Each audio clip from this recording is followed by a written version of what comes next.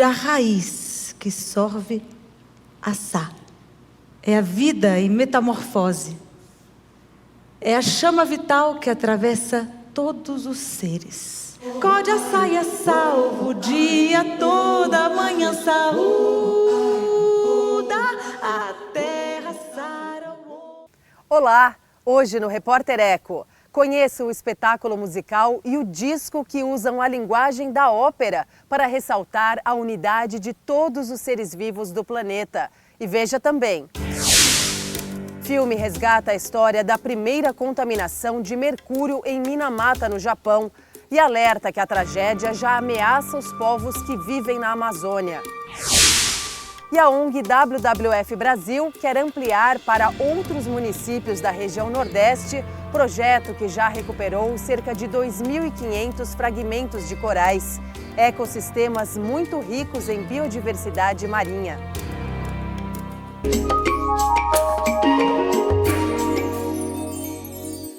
Minamata foi o primeiro lugar do mundo onde ocorreu o envenenamento por metilmercúrio. Essa história trágica acende um alerta para as populações da Amazônia. O povo Yanomami enfrenta uma grave crise e os indígenas da etnia Munduruku estão preocupados com o impacto da contaminação. As pessoas têm que saber o que está acontecendo. Né? A mineração, a hidrelétrica. Se não for nós, povos indígenas, brigando pela natureza, o mundo não estava vivo. Quase todos os rios do Tapajós, os formadores do Tapajós, eles são rios de lama hoje. Basicamente esgotos de lama do garimpo. Ora, essa lama tem chumbo, magnésio, mercúrio, todos os metais pesados que podem causar doença para o ser humano, entendeu? O alerta está no filme Amazônia, a Nova Minamata, de Jorge Bodansky. O título se refere a um vilarejo de pescadores no Japão. Lá, a partir de 1932, moradores sofreram efeitos devastadores da contaminação por mercúrio.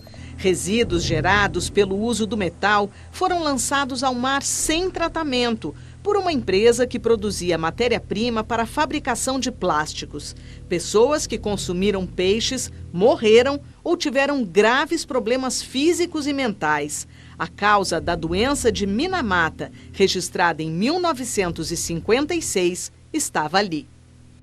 Na cidade de Jacareacanga, que fica na área da reserva Munduruku, havia um evento de caciques e junto desse evento estava um médico. Começamos a conversar, perguntando: mas o que você está fazendo aqui? Ele disse: olha, eu vim aqui porque já há algum tempo eu desconfio que está havendo uma contaminação por mercúrio já visível, porque houve um aumento de pedido de cadeira de rodas para crianças e eu vim pesquisar isso. Alessandra Corap começou a liderar a luta contra o garimpo ilegal na terra indígena Munduruku, no Pará, depois de perder um amigo por volta de 2015. Não tinha movimento das pernas, estava perdendo, não conseguia mais falar. Aquilo me deixou tão triste. Os caciques decidiram: vamos trazer médico para fazer também pesquisa. A gente colheu sangue, examinou 109 indivíduos de uma... Isso foi uma amostra do Alto Tapajós, né? E essas pessoas vinham de rios diferentes. O que a gente viu? 99% dessas pessoas tinham um nível de mercúrio no sangue acima do recomendado. Quanto maior o nível de mercúrio no sangue, maior são queixas neurológicas, como dor de cabeça, formigamento no corpo, tontura, alteração visual. O médico, que também é piloto de avião, foi ameaçado por um grupo de indígenas favorável ao garimpo. Com os rios sujos de lama, sem água para beber e sem peixes, eles se tornaram dependentes dos garimpeiros. Jennings teve que adiar a apresentação do resultado das pesquisas para os indígenas que pediram o estudo. Foi um grande susto. O pessoal invadiu a pista e apedrejaram o meu avião, entendeu? Queriam queimar o avião antes disso, sabe? Foi muito tenso, entendeu? Tudo isso aqui é cicatriz de garimpo. Em apenas um ano, os garimpeiros conseguiram destruir um rio inteiro. Também a pedido dos indígenas, uma equipe multidisciplinar da Fiocruz, a Fundação Oswaldo Cruz, realizou pesquisas em 3 aldeias do médio Rio Tapajós. Os resultados revelaram que das 200 amostras de cabelo, todas apresentavam nível de contaminação, independente de serem homens, mulheres, adultos, crianças, assim como as 88 amostras de pescado. Os maiores índices de contaminação estiveram presentes na aldeia Saureabói, onde 9 a cada 10 pessoas tinham altos níveis de contaminação. Nessa mesma comunidade, a frequência de alterações neurológicas no exame clínico foi mais elevada, as crianças tinham uma situação de saúde mais delicada, com maior índice de desnutrição, de anemia. O mercúrio está presente na natureza em diversas formas. Nos seres humanos, ele pode se acumular e se espalhar por vários sistemas, como o nervoso central. Nas grávidas, pode atingir o cérebro do feto em formação. O metal pesado permanece por muito tempo no meio ambiente. O ciclo biogeoquímico do mercúrio ele é muito amplo. Quando você queima a floresta, você joga para a atmosfera mercúrio. Esse mercúrio vai nas nuvens e vai se depositar em um lago, por exemplo, a centenas de quilômetros distante. Quando você faz uma hidrelétrica e que você produz metilmercúrio pelo alagamento da barragem, esse metilmercúrio é jogado a quilômetros de distância a jusante da barragem. A saída é só política, porque digamos que por um milagre a gente consegue banir o mercúrio no Brasil. Mas os países vizinhos, Colômbia, Peru, Equador, Guianas e a Venezuela, todos eles têm garimpo e todos eles usam mercúrio que é jogado no rio. Então, as águas do rio Amazonas já entram contaminadas na bacia amazônica brasileira. O tanto sofrimento que a gente vê das pessoas que tiveram essa experiência de ser contaminados, né? Destruir vidas humanas, eu acho que não é justo. Eu vejo que os parentes japoneses também deixaram essa mensagem para nós. Eu fico muito feliz quando vejo o povo que estão defendendo o seu território, defendendo o seu rio. Quando eu vejo, eu olho, quando eu vou por lugares que vejo o garapé lindo, aquela água transparente, olha, parente, não deixa que ninguém entre aqui. A maior riqueza não é o que está embaixo, a maior riqueza é o que você vê agora.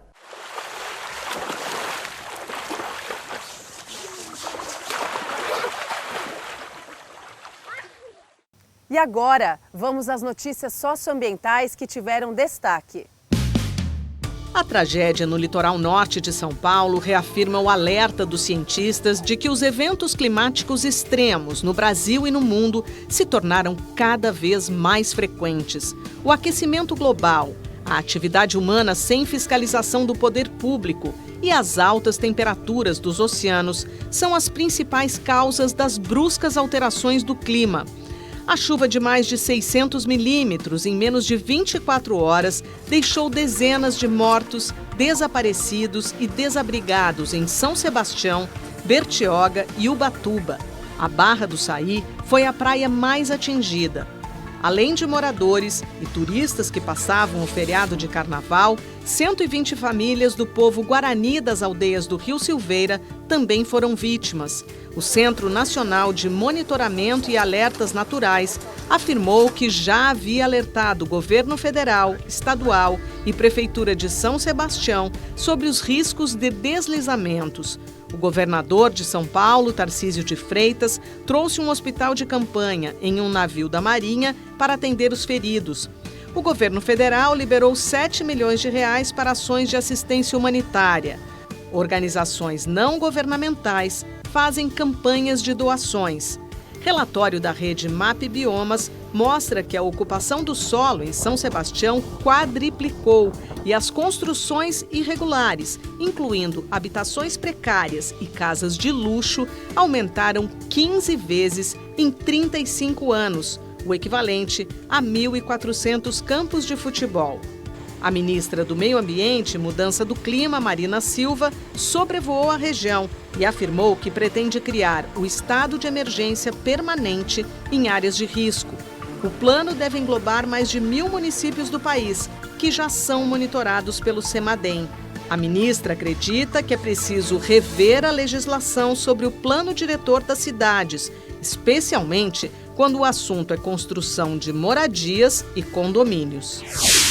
No Rio Grande do Sul, ao contrário, a falta de chuvas é um problema. Mais de 300 municípios já decretaram situação de emergência. O presidente Lula se reuniu com ministros para discutir um auxílio para a região. A safra de grãos está comprometida e o gado sofre com o racionamento de água. A Lagoa do Peixe, a 200 quilômetros de Porto Alegre, já foi fonte de sustento para pescadores locais e, pelo segundo ano seguido, simplesmente evaporou. Em 2022, o Brasil registrou o maior número de eventos climáticos extremos da história. E daqui a pouco, aqui no Repórter Eco.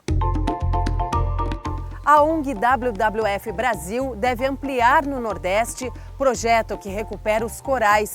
Esse ecossistema que abriga uma diversidade de formas de vida marinha está muito ameaçado.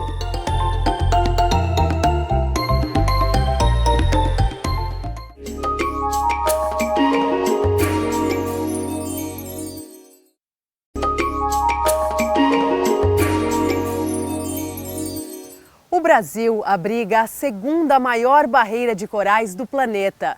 Mas esse ecossistema rico em biodiversidade marinha está muito ameaçado. A ONG WWF Brasil vai ampliar nos municípios da região Nordeste projeto que já ajudou a recuperar mais de 2.500 fragmentos de corais.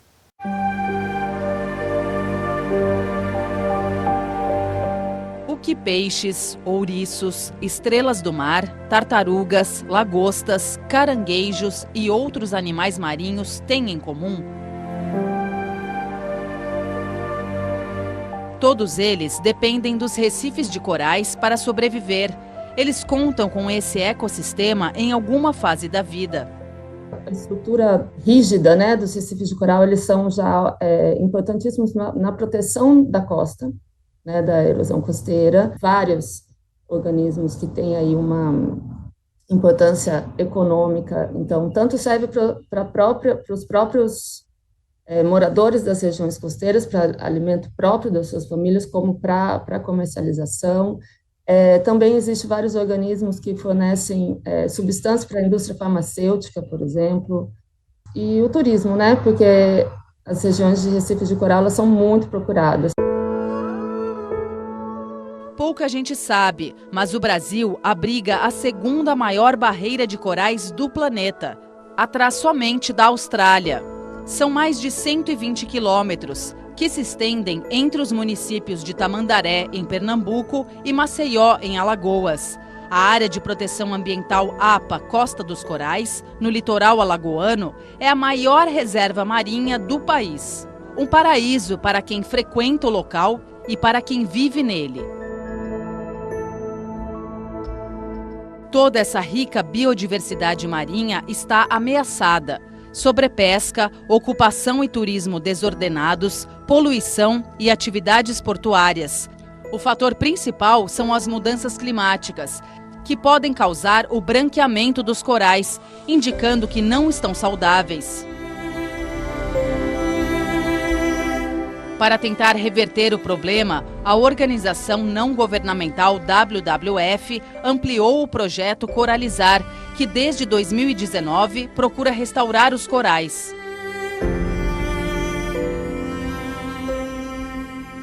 Corais que tenham ainda o tecido vivo, que possam ali ser regenerados, né? Eles são coletados no assoalho marinho, então depois disso eles passam um tempo nesse berçário, né? Tal como um berçário, né? Para o crescimento dele, a recuperação, e depois eles são devolvidos aos recifes de corais. É um processo muito simples, não tem uma tecnologia muito arrojada para fazer isso, é algo simples que pode ser justamente replicável em qualquer lugar do Nordeste com pouco implemento. Assim.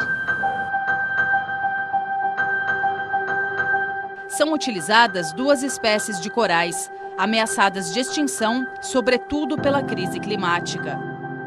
Esse foi o motivo da escolha das espécies. A gente olhou aquelas que estavam ali sofrendo mais com essa situação. E essas 2 espécies são espécies abundantes que formam a base, entre outras, né, mas essas 2 formam a base, são conhecidos como corais construtores. O que acontece? Eles trazem complexidade, eles trazem uma infraestrutura tridimensional para que os corais cresçam em sua complexidade, trazendo abrigo, trazendo toda a estrutura que um recife de coral tem nessa região da costa de Pernambuco. Os resultados da iniciativa do WWF e parceiros têm animado os pesquisadores. Já foram reabilitados e devolvidos ao mar 2.500 fragmentos de corais. A Biofábrica de Corais, que é a startup que desenvolveu as principais tecnologias ali que hoje a gente usa, ela desenvolveu técnicas de coleta, técnicas para o suporte, desenvolveu patentes para isso, e o que a gente buscou foi trazer isso para uma escala de replicabilidade, implementação maior do que um projeto dentro de uma faculdade, né? Existe um potencial enorme para todo o Nordeste. Você falou da capacidade de ampliação, né, que é um projeto possível de ser ampliado, então eu queria saber se tem esses projetos futuros, se tem também outras ações de educação ambiental previstas. A gente quer, até 2024, ter berçários com até 6.000 corais plantados em lugares diferentes, como fonte para ações de restauração. E até 2030 a gente quer, nos principais estados do Nordeste, com essa perspectiva desse tipo de espécies, desse tipo de recife de coral, ter uma base desse tipo de iniciativa em cada um desses estados.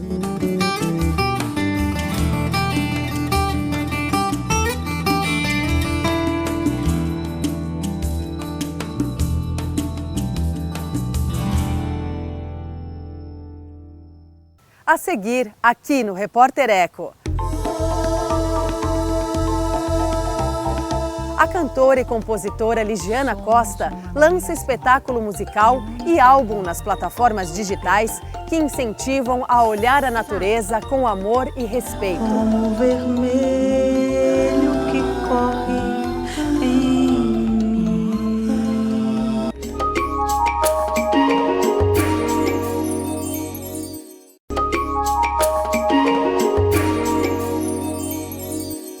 Um espetáculo musical convida o público a olhar o nosso planeta com mais carinho e respeito.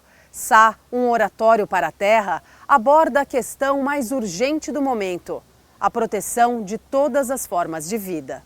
Onde há um coração que pulsa, uma asa que bate, um ovo que eclode, onde a folha que cresce, onde a raiz que sorve a Sá. É a vida em metamorfose. É a chama vital que atravessa todos os seres. Sá, um oratório para a Terra, é o espetáculo criado pela cantora e compositora Ligiana Costa, com dramaturgia de Sofia Boito, direção de cena de Cibele Forjás e direção musical de Dan Maia e Gilberto Monte. É também o terceiro disco solo dela. Além de um espetáculo, eu diria um chamamento para quem ouvir, para olhar para esse planeta onde a gente vive, né? E, musicalmente falando, é um trabalho inspirado e dedicado às vozes. Então, basicamente, em cena e no disco, a gente tem só vozes e alguns instrumentos eletrônicos.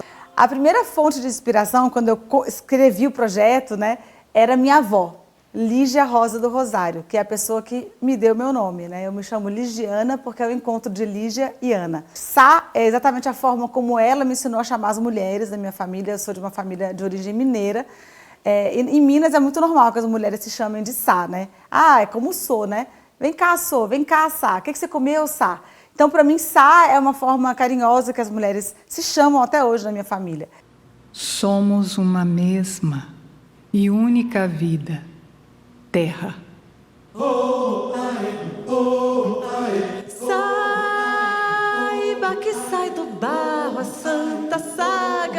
prazer que sacode a saia salvo o dia toda, a manhã saúda a terra sara. O que é o gênero oratório? O gênero ele nasce no século XVII, junto com a ópera mesmo, assim. Eu sou uma musicóloga, eu me interesso por ópera há muitos anos, é o meu objeto de estudo. Normalmente um oratório é composto a partir da Bíblia, das Escrituras Sagradas, mas aqui, na nossa Sá, a Escritura Sagrada que nos norteia é a terra.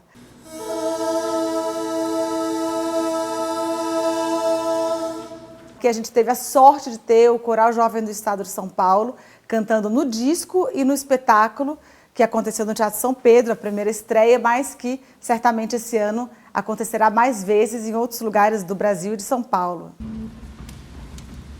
Sá.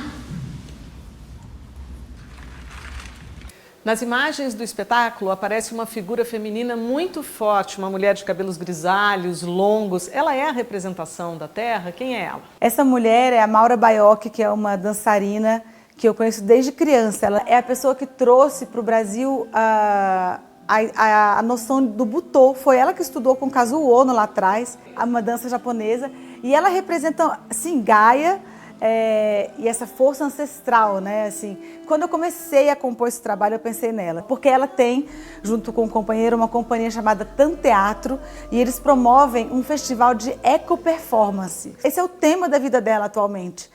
Pensar a terra e de como a arte pode exatamente trazer esse clamor urgente, né, da terra, do planeta e da natureza como um todo. Você falou que uma das fontes de inspiração para esse trabalho foi o filósofo italiano Emanuele Coccia. Que tipo de ideia ele trouxe que é importante? Esse livro se chama também, assim como o do Ovídio, Metamorfose, e com a profundidade e a poesia de um filósofo, mas que fala desses assuntos todos que nos são tão importantes nesse momento, né? Clima, vida na terra e meio ambiente, assim, mas de uma forma que é tão profundo que ele desperta a consciência das pessoas por uma outra via, sabe?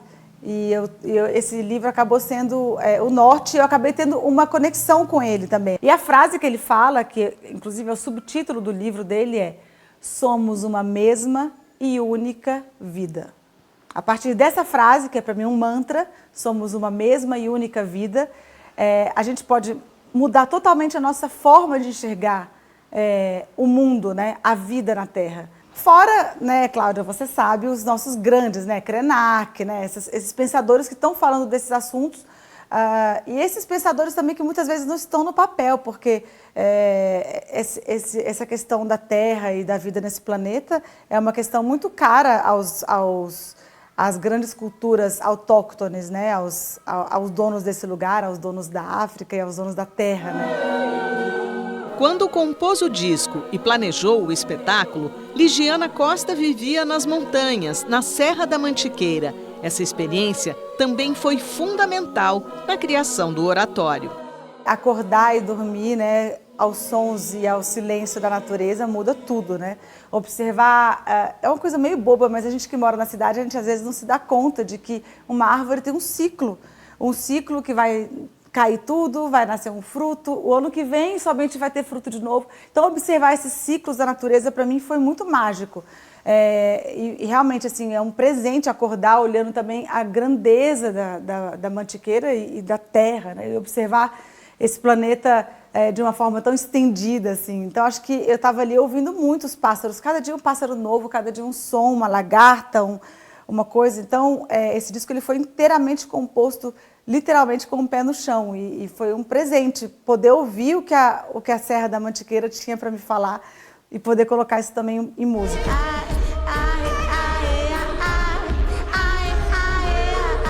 Para a artista, não há tema mais urgente que a proteção da vida no planeta Terra. Não existe planeta B mesmo, né? Aliás, uma das canções que eu compus para esse trabalho, chamada Terra à Vista, fala exatamente de um som, de uma frequência sonora que a Terra emite, né? E que todos nós somos conectados a essa frequência, que é uma coisa que todo mundo que estuda ciência básica sabe, é a tal da frequência Schumann. É um som que ele faz com que a gente esteja vivo. Nós somos filhos desse lugar aqui. Antes de sermos brasileiros, italianos, japoneses, indígenas, brancos ou negros, nós somos todos filhos dessa Gaia, e se a gente não tem uma relação profunda com ela, a gente não faz sentido a nossa existência, né? O futuro está na Terra.